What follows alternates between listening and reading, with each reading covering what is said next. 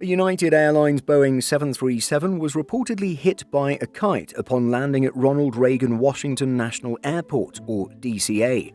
Or perhaps it's more accurate to say that the aircraft struck the kite.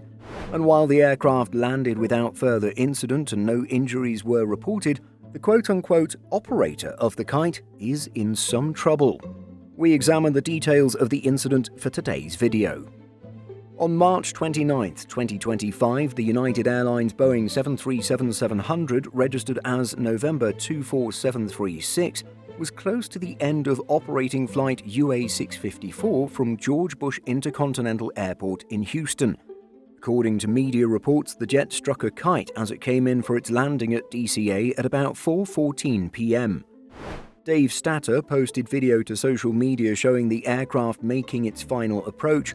The video quality is extremely poor, but Mr. Statter slows down the video and circles kites that appear in the sky at the time of the jet's landing. The Metropolitan Washington Airports Authority Police Department, responsible for patrolling both Reagan National and Dulles International airports, stated that a kite was quote-unquote temporarily confiscated from an individual in Gravelly Point for flying in restricted airspace, something that you can see clearly with this photo posted on social media. The report also stated that over 10 kites were flying in the park just north of Reagan National's main runway as planes approached for landing. Spencer Allen Brooks, the individual who took the photo of the kite being confiscated, noted that kites are not allowed at Gravelly Point, but on the day of the incident, thousands were at the Washington Monument grounds flying kites for the annual Blossom Kite Festival. A blogger by the name of Jamie Larunis said he witnessed the confiscation and said the following: "I specifically heard from police that there would be felony charges to the family, parents/adults, I assume, and not the child, but who knows, about obstructing/interfering with a commercial aircraft, and that a judge may lower the charges at their discretion. And I heard them release the family and let them know someone would be in touch.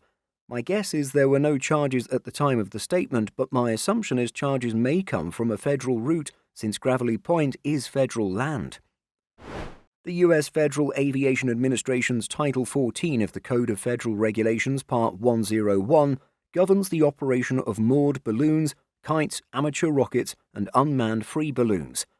Under this regulation, kites cannot be flown within 5 miles of an airport without prior approval from the airport operator at air traffic control. While we have to assume that there are signs posted at the park regarding the flying of kites, apparently it's not widespread news around the city. A quick Google search turned up this 2024 document on the Marriott Hotel Network website for its Mayflower Hotel in Washington, D.C. Titled "Let's Go Fly a Kite," part of the document states, "But why wait for just one day when there are so many places in Washington, D.C. to fly a kite high in the sky? Here is a list of our kite-tested and approved spots around the city." The second kite-flying site listed is Gravelly Point, which is described by the hotel as a place where locals flock to picnic, read, and watch the planes as they approach their final descent into National Airport.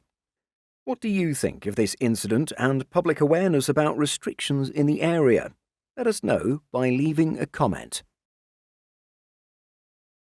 In addition to our daily YouTube videos, Simple Flying publishes over 150 articles every week. If you're looking for the latest aviation news and insights, visit simpleflying.com.